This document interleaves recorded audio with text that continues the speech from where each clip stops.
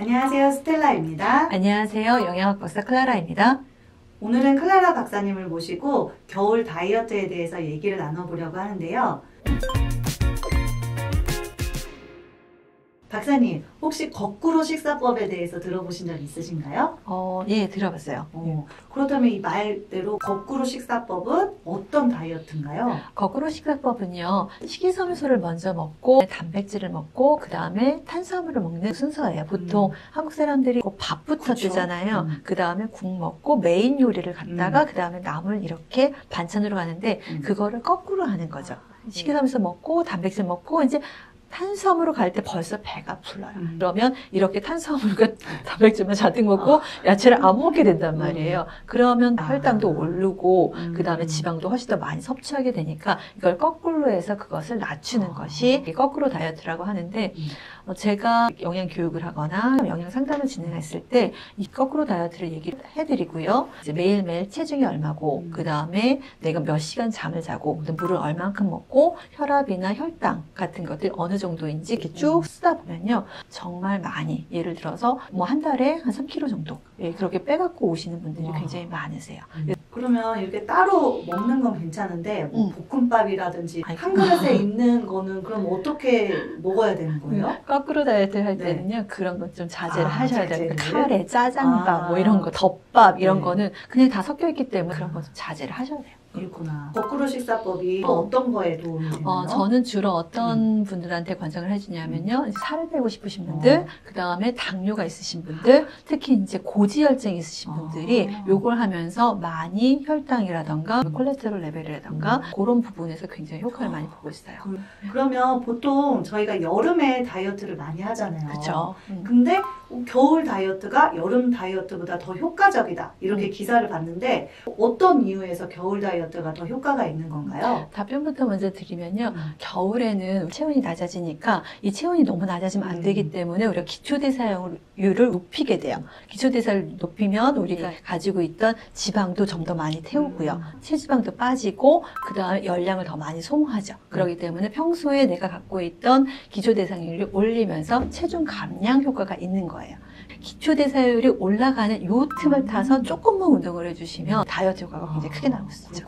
자, 그렇다면 다이어트를 할 때 여성분들이 보조제 같은 거 많이들 드시잖아요. 네. 근데 정말로 이 다이어트 보조제가 도움이 되나요? 식약처에서 승인을 받은 다이어트 보조제는 한 30가지 정도가 돼요. 예를 들어서 가르시아, 뭐 차전자피, 녹차 카테킨, 그 다음에 CLA, 그린 커피빈 이런 것들이 이제 많이 사용되는데요. 녹차 카테킨은요, 식욕을 억제하고 체내 열 발생을 증가시켜서 우리가 체내에 갖고 있는 지방을 태우는 그런 역할을 하고요. 가르시아는요, 하이드로시트루산으로 인해서 지방 합성을 억제하고요. 공액 리놀레산이라고 해서 CLA, 우리가 갖고 있는 지방을 분해하고 연소하는 그런 것들을 도와주는, 그러니까 여러 가지 기능이 있는데 자기가 지금 어떤 게 필요한지에 따라서 그 다음에 나의 상태에 따라서 자기의 상황에 맞게 선택하셔야 돼요. 보통 이제 전반적으로 통계를 내봤을 때 이런 영양보조제를 먹으면 몇 킬로 정도 빠질까라고 하면 한 2kg 정도 빠져요.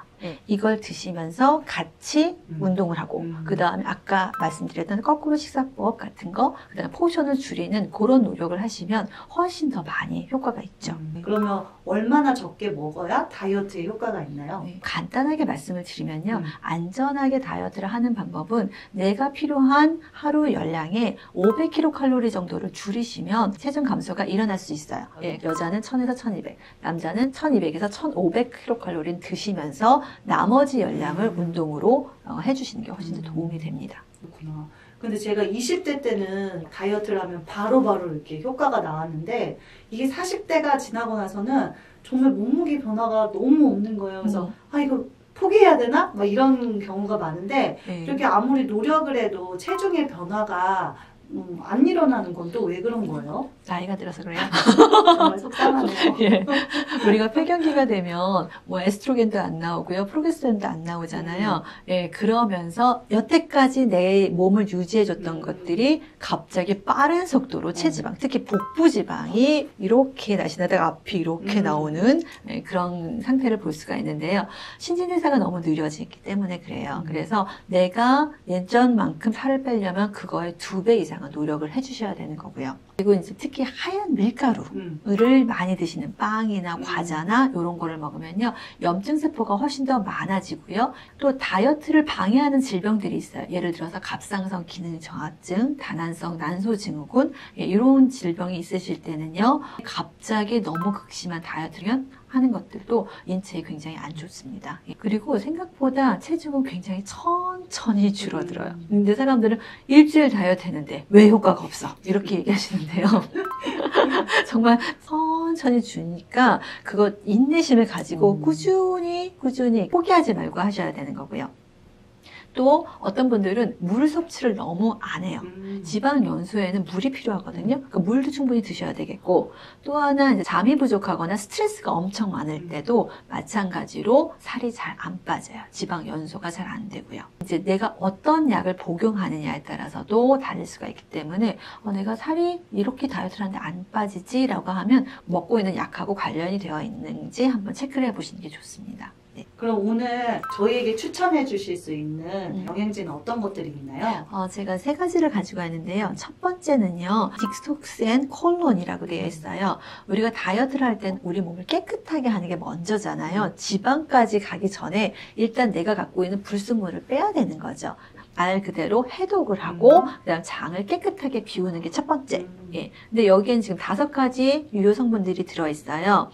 첫 번째는 우엉. 우엉이 이뇨제로 굉장히 좋고요. 그 다음에 두 번째는 이제 금잔화. 소화기관의 염증을 완화시키는 좋은 효과가 있어요. 그 호로파라고 하세요. 페뉴그릭이라는 허브인데요. 얘는 소화 강장제, 또 소화 불량과 그다음 위염을 완화시키는 그런 기능도 있고, 그 다음에 그린 커피 엑기스, 우리가 복제하는 커피잖아요. 얘는 강력한 항산화제가 있으니까 당연히 혈액도 깨끗하게 해주고요. 마지막에 있는 것이 녹차, 카테킨, 체내 교감신경을 활성화시켜서 체지방 분해를 증가시키는 걸로 지금 알려져 있습니다. 그렇기 때문에 먼저 장을 깨끗이 하고 혈액을 깨끗하게 하고 염증세포를 줄이고 그 다음에 체지방을 분해시키는 이 여러 가지 기능을 한꺼번에 갖고 있기 때문에 먼저 시작을 이걸로 해주시는 게 도움이 되셔요. 두 번째는 우리가 CLA.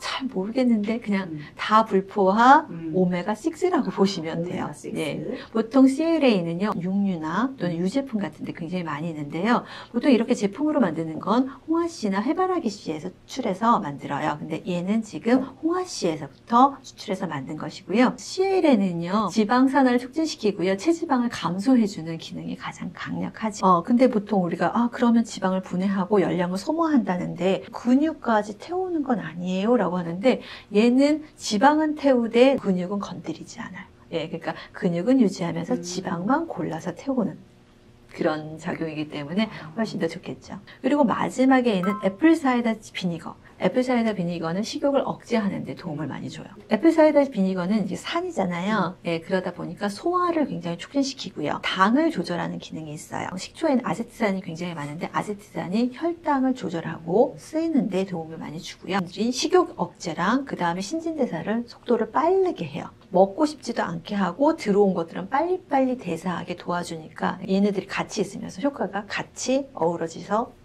체중이 빠지게 되겠죠. 그렇다면 이게 3가지가 나왔는데 언제 먹는지 이런 걸 좀 알려주시면 좋을 것 같아요. 먼저 디톡스 앤 클린 같은 경우는요, 하루에 2번 드시는 거고요. 그 다음에 3개월 정도 복용을 하시고, 왜냐면 디톡스는 자주 계속 1년 내내 하시는 게 아니에요. 딱 그 기간 하고 그 다음에 쉬셔야 되는 거기 때문에 3개월 복용하시고 그 다음에 쉬시면 되겠고요. CLA는 지금 지방을 분해한다 그랬잖아요. 그렇기 때문에 음식을 먹고 나서 식후에 드시는 거고요.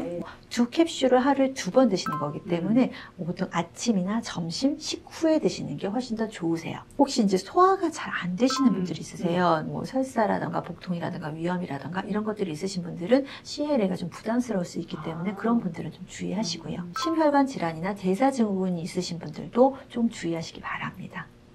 그리고 마지막으로 있는 애플사이더 비니거. 식욕을 낮춰야 되니까 식후보다는 식전이 훨씬 더 좋겠죠.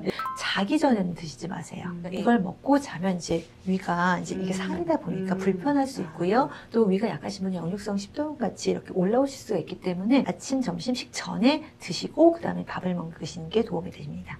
겨울철이라고 춥다고 움츠려만 있지 마시고요. 적당한 운동과 그리고 영양제 드시면서 겨울 다이어트에도 성공하시길 바랄게요. 그럼 우린 다음 시간에 만나요. 안녕.